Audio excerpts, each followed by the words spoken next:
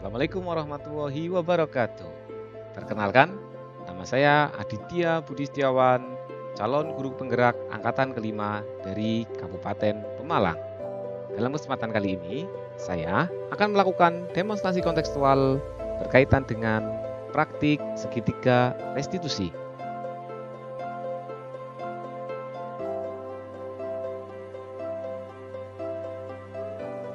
Apa itu restitusi? Restitusi adalah proses kolaboratif yang mengajarkan murid untuk mencari solusi untuk masalah dan membantu murid berpikir tentang orang seperti apa yang mereka inginkan dan bagaimana mereka harus memperlakukan orang. Restitusi adalah tawaran, bukan paksaan. Fokus pada solusi, sehingga restitusi bukan sebagai penebus kesalahan, namun untuk belajar dari kesalahan. Tahapan-tahapan segitiga restitusi adalah yang pertama, menstabilkan identitas. Kemudian yang kedua, validasi tindakan yang salah. Yang ketiga, menanyakan keyakinan. Tidak harus sesuai dengan urutan, namun bisa disesuaikan dengan kondisi yang ada.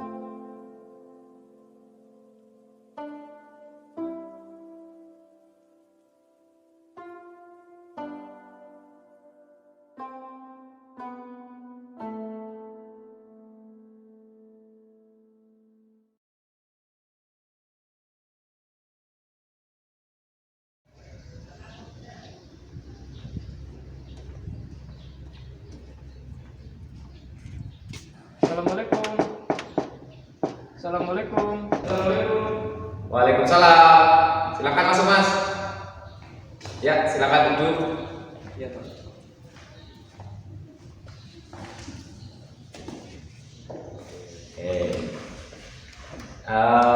Mas Dinis, gimana kabarnya? Alhamdulillah sehat, Pak. Iya. Jadi Mas Dinis tahu enggak, Mas Dinis saya panggil ke sini untuk apa? Saya tidak tahu, Pak. Ya, jadi begini. Kemarin Pak Adi dilapori sama Pak Irfan, ada anak didik dari Pak Adi. Jadi di sini kan Pak Adi wali kelas Mas Dinis ya, kami ke sini untuk memberikan cross check ya. Betul tidak kemarin itu ada kejadian bahwa Mas Dinis itu bertengkar dengan Mas Satrio karena katanya Mas Dinis di sini itu merusak alat lukisnya atau alat gambarnya. Seperti itu ya Mas ya? Iya. Iya, Pak. Tadi pada jam pelajaran seni rupa, saya merusak alat gambar Satrio, Pak. Tapi saya tidak sengaja merusak alat gambar Satrio. Jadi Satrio marah sama saya, Pak. Satrio sempat membentak saya dan berkata kasar pada saya. Tapi saya sudah meminta maaf, Pak. Oh, jadi begitu ya Iya. kejadiannya. Jadi Mas Dinis di sini itu minjam alat, tetapi tidak sengaja merusaknya. Ya. Seperti itu ya. Betul, Pak. Oke, apalagi Mas Dinis yang bisa kamu ceritakan agar Pak Adit itu tahu kondisinya kemarin itu bagaimana? Iya, Pak, saya meminjam alat gambar Satrio karena alat Satrio bagus-bagus, Pak. Tidak seperti alat gambar saya, tapi betul, Pak, saya tidak sengaja merusaknya. Baik Mas Dinis, saya mengerti apa yang Mas Dinis rasakan. Bapak di sini itu bukan untuk mencari siapa yang salah dan Bapak tidak mau menyalahkan kamu ataupun Satrio dalam pertengkaran itu.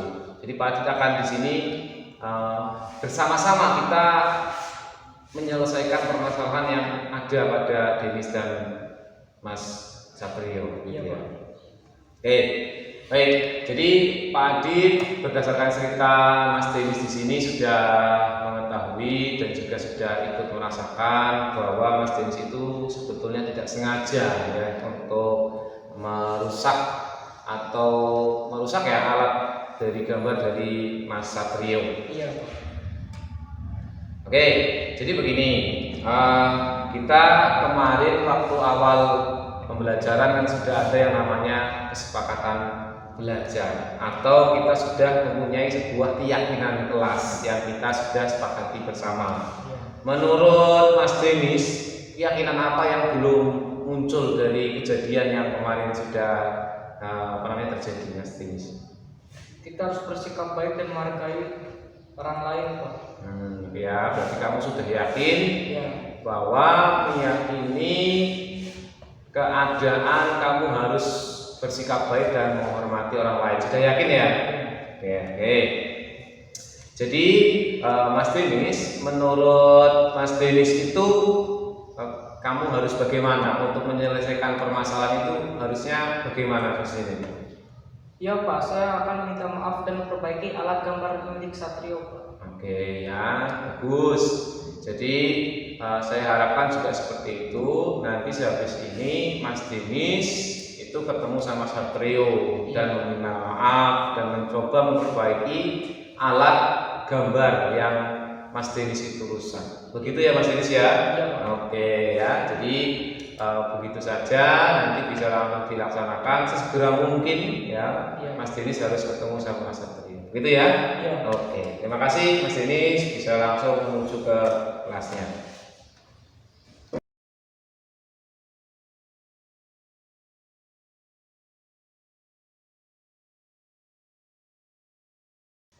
Oke, Mas Aska ketemu sama Pak Adit ya. Gimana kabarnya Mas Aska? Alhamdulillah sehat, Pak.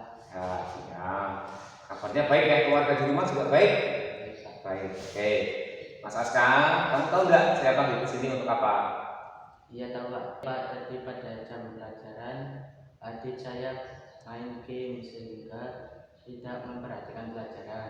Oke, ya, jadi memang tadi itu saya mendapatkan laporan dari Pak Adit bahwasanya kamu di dalam pelajaran itu bermain game, jadi tidak memperhatikan. Betul seperti itu ya? Iya, Pak. Saya tidak memperhatikan pelajaran sehingga saya tidak mengerti isi pelajaran tersebut, Pak. Oke, saya tahu ya. Kemudian apa yang ingin kamu ceritakan lagi? Iya, Pak. Saya bermain game karena sudah janji sama teman untuk mengikuti perlombaan game pada jam tersebut, Pak. Oh baik, Pak Adit ngerti ya. Jadi kamu itu sudah janjian sama teman kamu untuk bermain game di saat itu ya, seperti itu. Kemudian di sini Pak Adit itu tidak mencari siapa yang salah, siapa yang betul. Intinya ya Pak Adit ngerti bahwa kamu pasti melakukan sebuah kesalahan itu tidak semata-mata hanya iseng, tetapi pasti ada alasannya. Seperti itu ya. Iya, Pak. Oke. Jadi kita kembali kepada kesepakatan. Jadi masalah yang kamu hadapi. Jadi kamu itu bermasalah karena kamu bermain game sendiri, seperti itu ya. Jadi di awal pembelajaran kita kan sudah menyepakati yang namanya keyakinan kelas, keyakinan yang harus kita terapkan bersama berkaitan dengan nilai-nilai positif atau nilai-nilai keyakinan yang baik, seperti itu ya. Ya, Pak, saya sadar kesalahan saya karena bermain game saat pelajaran, dan dalam keyakinan kelas kita harus mengikuti pelajaran dan memperhatikan pelajaran secara baik.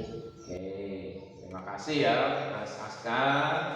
Jadi perlu dipahami bahwa keyakinan kelas yang kita sepakati di awal itu harus kita terapkan di dalam kehidupan kita di sekolahan, dalam pembelajaran, baik itu di kelas ataupun di lingkungan sekolahan. Jadi untuk kebaikan kita bersama. Jadi setelah kamu tahu kesalahan kamu, menurut kamu ya, itu bagaimana untuk menyelesaikannya?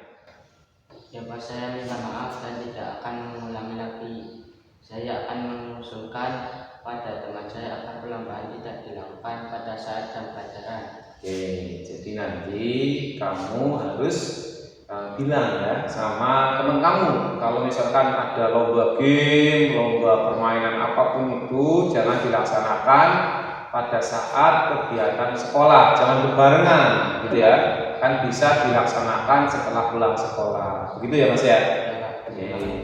Itu saja ya Mas ya dari Pak Adit. Nanti saya minta tolong kamu harus menerapkan keyakinan kelas yang sudah kita sepakati bersama. Jangan diulangi lagi. Gitu ya. Oke, terima kasih Mas Aska. Demikian Bapak Ibu, demonstrasi kontekstual modul 1.4 yang dapat saya laksanakan. Mudah-mudahan dapat bermanfaat. Salam dan bahagia.